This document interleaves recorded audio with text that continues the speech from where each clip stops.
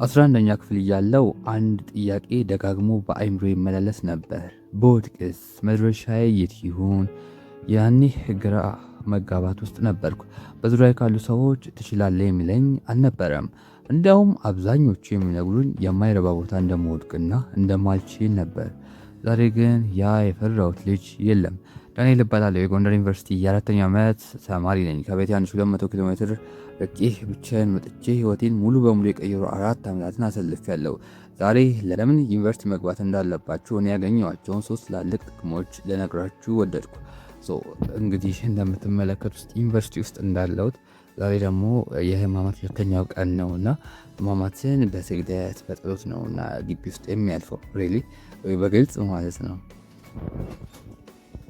ያው ግቢ ውስጥ ስላለን የግድ ከህዝቡ ጋር ከምኑ ጋር ለመመሳሰል እያል መንፈሳዊ ህይወታችን እንዲጠነክር እንግዲህ ዛሬ ማክሰኞ ነው። ህማማት ቢያንስ እስከ 12 ሰዓት ከቆየ ፕሮግራሙ እስከ 1 ሰዓት የሚኖረንን የቤተ ክርስቲያን ቆይታ ምን እንደሚመስል በዛውም እያሳያችሁ ወደ ትኩረት ቀድመን ወደ አንስተነው ጉዳዮች በማብራራት እንጀምራለን ማለት ነው። ላይክ የመጀመሪያው ትልቁ ነገር የአካባቢ ለውጥ ነው። ዩኒቨርሲቲ የሚሰጣችሁ ላይክ ዩኒቨርሲቲ ጆይን ስታደርጉ ከነበራችሁበት ግቢ ማለት ከነበራችሁበት አካባቢ ተነስታችሁ ብዙ ርቀታትን ልትጓዙ ትችላላችሁ። ለምሳሌ እኔ ከኢትዮጵያ አንዱ ጫፍ ተነስቼ ሌላኛው ጫፍ ነው የመጣሁት። 1200 ኪሎ ሜትራትን ያህል ተጉዤ ሙሉ በሙሉ አዲስ አካባቢ፣ አዲስ አየር፣ አዲስ ሰው ማለት እችላለሁ። እንደነዚህ አይነት አካባቢ ውስጥ የመኖሩን ልምድ ነው የሰጠኝ ዩኒቨርሲቲ ውስጥ መቆየቴ።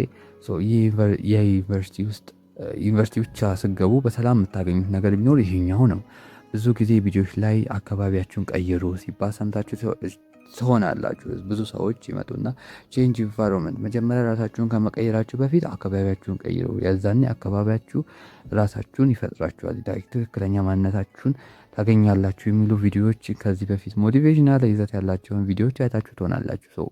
እነዚያን ነገሮች በስነ ስርዓት በተግባራዊ የምታገኙበት ቦታ ቢኖር ያው እንግዲህ ዩኒቨርሲቲ ነውና እኛም ዩኒቨርሲቲ በነፃ ጆይን ማድረግ ችለናል።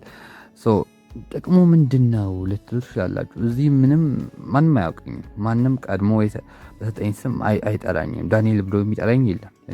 እንዲያውም ማነህ ነው፣ ስም ማን ነው፣ እንዴት ነህ፣ እንተዋወቅ ነው። በዚህ አጋጣሚ ደግሞ ይህ ለውጥ ማንነቴን እንደ አዲስ እንድገነባው እድል ይሰጠኛል። የሆነ ሌላ ማፍረው እዛ አካባቢ ላይ ማድረገው ነገር የሚያሳፍረኝ ነገር ቢኖር እዚህ መጥቼ ግን ሰላፍርን አድርጓል። ለምን እዚህ ማንም የሚያውቀኝ ሰው የለማ፣ ማንም የሚጠራኝ ሰው የለም። የማንም ልጅ ነህ ተብዬ አልጠራም። ይህ እድል ለእኔ እንደ አዲስ እንደ አንድ እድል እንደ አንድ መልካም ነገር ይጠቅመኛል ማለት ነው። አዎ ብዙ ፈተና እንዳለው አውቃለሁ። ብዙ መከራ ሊኖረው ይችላል። እኔም አጋጥሞኛል።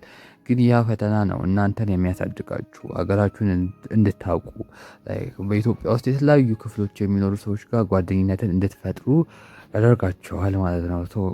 የመጀመሪያው ዩኒቨርሲቲን ጆይን ማድረግ ግዴታ የሆነበት ምክንያት አካባቢያችሁን ለመቀየር ነው።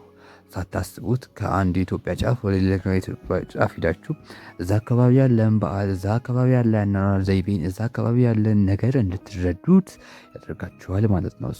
ይህ የመጀመሪያው ጥቅም ነው። ወደ ሁለተኛው ስንመጣ እና ወሳኙ ነገር ኔትወርኪንግ ነው። ዩኒቨርሲቲ ውስጥ ከተለያዩ የህይወት ዳራዎች ከመጡ ሰዎች ጋር ትኖራላችሁ። ይህ እናንተን አመለካከት ያስተካክለዋል። እስቲ እንግዲህ እንደምትመለከቱት የምንሄደው ከብዙ ጓደኞቼ ጋር ነው።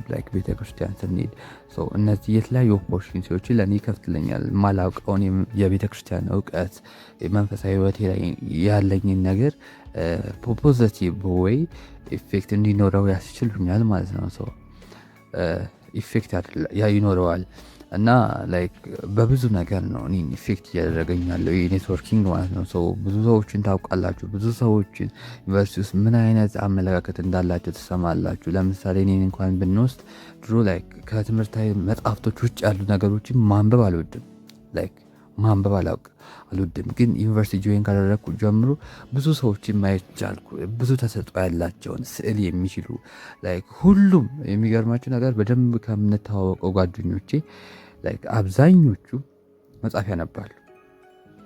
ይገርመኛል። ላይ መጽሐፍ ያነባሉ ብቻ ሳይሆን ከ10 ከ15 በላይ መጽሐፍትን አንብበዋል። ብዙ ልቦለድ መጽሐፍቶችን ከቨር አድርገዋል። ብዙ ነገሮችን ሸፍነው አይቻለሁና ያ ነገር ስሰማው ላይክ እደነግጣለሁ ምናምን። እኔ ግን እስካሁን አንድም መጽሐፍ ከቨር አላደረኩም። ምንም አይነት ሞቲቭ የለኝም ስለማንበብ። ግን አሁን ላይክ ጊዜ ባገኝ እንዴት እንደማነብ ሳስበው በጣም ደስ ይለኛል። ሰው ይህ ፒር ኢንፍሉዌንስ የአቻ ግፊት የምንለው ነገር በፖዘቲቭ ወይም አፌክት የሚያደርግበት ቦታ ነው ዩኒቨርሲቲ። ኔጋቲቭ ነገር እንዳለው እዚህ ጋር ሰርዤ የለውም ምናምን ብዬ ተከራከርኳችሁ ሳይሆን በፖዘቲቭ ወይም ህይወታችሁ ላይ ተጽዕኖ ሊኖረው ይችላል ከትምህርት እና ይህ ነገር በጣም አሪፍ ነው። ብዙ ጊዜ ዩኒቨርሲቲ ውስጥ ተሰጥኦ ያላችሁ ከሆነ ደግሞ ለኔትወርኪንግ ስኪላችሁ እጅጉን የሚያዳብሩ ብዙ አማራጮች አሉ። ከነዚህ ውስጥ ሁለቱን ልጥቀስላችሁ። የመጀመሪያው ላይክ ክበቦች ናቸው። ለምሳሌ አሁን እኛ ጋር ኪቢያማ የሚባል ክበብ አለ። ላይክ የሙዚቃ፣ የውዝዋዜ፣ የስዕል እንደዚህ አይነት ተሰጥኦ ካላችሁ በቀላሉ እዛ ክበብ ተመዝግባችሁ መስራት ትችላላችሁ። ያ ደግሞ በዛ አጋጣሚ ከተለያዩ የኢትዮጵያ ክፍል ያሉ የተለያዩ ኦፖርቹኒቲ ያላቸውን ተማሪ እንድታገኙ ያደርጋችኋል። በሌላኛው ጎን ደግሞ በመንፈሳዊ ህይወታችሁ ጠንካራ የምትሆኑ ከሆነ ላይክ ዲያቆናት ወይም ደግሞ እንደዛ አካባቢ ፕላስ ደግሞ እንደዚህ አይነት ስዕላችሁን በመንፈሳዊ ህይወት ማሳደግ የስዕል ተሰጥኦ ቢኖራችሁ፣ የግጥም እንደዚህ ስነ ጽሁፍ ተሰጥኦ ቢኖራችሁ በመንፈሳዊ ህይወት መንገድ ለማሳደግ የምትፈልጉ ከሆነ ማለት ነው ግቢ ጉባኤ እጃችሁን ስማ ትቀበላችኋለች። ግቢ ጉባኤ እዚህ ቪዲዮ ላይ የእኛ ግቢ ጉባኤ እዚህ ጋር አሳያችኋለሁ። እንግዲህ ያቺ እዚህ ጋር ያለችው የኛ ግቢ ጉባኤ ናት እና በዚህ ግቢ ጉባኤ ብዙ ነገር ነው አይቻለሁ። ብዙ ነገር ተምሬያለሁ። አብዛኛው የመንፈሳዊ ህይወቴ እዚህ የተሰራ ነው ለማለት እወዳለሁ። እና ላይክ የኪለት እንዲህ ስኪሉ ምናምን ካላችሁ በቃ እኔ የምነግራችሁ ዩኒቨርሲቲ ግድ ጆይን ማድረግ መቻል አለባችሁ። ኔትወርኪንግ ስኪላችሁን በጣም ያሰፋል። ከብዙ ሰዎች ከተዋወቃላችሁ ስኪላችሁን የማሳደግ ነገሮች ሊኖሩ ይችላሉ ማለት ነው። ወደ ሶስተኛው ስንመጣ ማለት ነው የመጨረሻውና ዋናው ነጥብ ብስለት ነው። ዩኒቨርሲቲ ማለት ለቀጣይ 70-80 ዓመታት የምትሆኑትን ስብዕና የምትገነቡበት ቦታ ነው። ትክክለኛውን የእናንተን ትክክለኛውን ማንነት የምታውቁበት ቦታ ነው። ከብዙ ሰዎች ጋር ልትጋጩ ትችላላችሁ። ከብዙ ሰው ጋር ልትጣሉ ትችላላችሁ። ያ እናንተን አፍርሶ እንደገና አዲስ ማንነት ትክክለኛውን እኔ ማንኝ የሚለውን ማንነት የሚሰጣችሁ ነው። ላይክ በገንዘብ አያያዝ፣ በመንፈሳዊ ህይወት፣ በግንኙነት ወይም ሪሌሽንሺፕ የምንለው ማለት ነው። ላይክ ከሴት ጋር ባላችሁ ግንኙነት ሊሆን ይችላል። በውሳኔ አሰጣጣችሁ፣ በዲሲሽን ሜኪንጋችሁ ማለት ነው ላይ ትበስላላችሁ። ዩኒቨርሲቲ የውሳኔ መለማመጃ ቦታችሁ ነው። እዚህ የምታሳልፋቸው ዓመታት ነገ ምን እንደምትሆኑ ይወስናሉ ማለት ነው። ዩኒቨርሲቲዎች ለራስን ለማብሰል ማቹር ለማድረግ ትክክለኛው ቦታዎች ናቸውና የግድ አማራጩ ነው፣ ኦፕሽናሉ ነው አይደለም እኮ እዚህ ጋር የግድ መግባት አለባቸው። አይቻችሁ የማያቸውን ነገሮች የምታያቸው ፈተናዎች እናንተን ወደ ማህበረሰቡ የሰራው ማንነት አውጥቷችሁ ወደ ትክክለኛው ማንነት ወይም ደግሞ ለተፈጠራችሁበት ዓላማ ሊያበቃችሁ የሚችል ቦታ ላይ። ይህን ግን እንደዚህ ስናገር አጋነ ነው ምናምን ልትሉኝ ይችላላችሁ። አዎ አጋኔ ነው አውቀዋለሁ። ግን አንድ ነገር ማሰብ ያለባችሁ እናንተ ህይወታችሁን የምታስቡት እናንተ በመራችሁበት መንገድ ከሄደ ነው እንጂ ሰዎች ከመሩለት በዚህ ተቃራኒ ያለውን ኢፌክት አያመጣም እያልኳችሁ እንዳልሆነ ከልብ ለማሳሰብ እወዳለሁ። ይህን መስል ነበረ በዚህ ቪዲዮ ያወራነው ነጥቦች። ስለዚህ 11ኛ ወይም ደግሞ 12ኛ ክፍል ያላችሁ ተማሪዎች ፈተናው አትፍሩት። ዩኒቨርሲቲ ገብቼ እንደዚህ ቢያጋጥመኝስ የሚል እነዚህ አይነት ፍራቻ ካላባችሁ ወይም ደግሞ ቦርድ ቅስት ምናምን የሚባለውን ፈተናውን እንዳትፈሩት። ኢንተራንስ የሚፈራ ነገር አይደለም። ተፋይ ተደርጋችሁ ልታሸንፉት የሚገባ ነገር ነው። ከዛ በላይ ብዙ ፈተናዎች አሉ። እኔ ብዙ ጊዜ ለመናገር የምፈልገው ነገር አንድ ኢንተራንስ ኤግዛሚኔሽን የምትወስዱ ሰዎች ማለት ነው ኢንተራንስ የመጀመሪያችሁ ፈተና ነው እንጂ የመጨረሻችሁ ያለም። ከዚህ በኋላ ብዙ ፈተናዎች እንደምትወስዱ ማወቅ መቻል አለባችሁ። ስለዚህ ለዛ ፈተና ራሳችሁ የምታዘጋጁበት የመጀመሪያው ፈተና ነው እና ማለፋችሁን እንዳትረሱ። ዩኒቨርሲቲ የለውጥ ነው። እኔን ጊዜ ከእናንተ ጋር ለመቀጠል ወስኛለሁ። የተሻለ ጓደኛችሁ ሆኜ ልምዶቼን ማካፈል እቀጥላለሁ።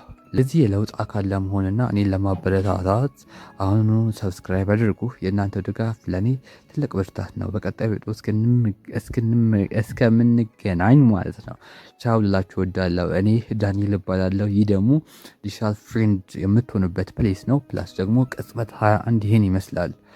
ወደ ቅጽበት 22 ደግሞ አዲስ ነገር እንደምትጠብቁ ተስፋ ይኖረኛል።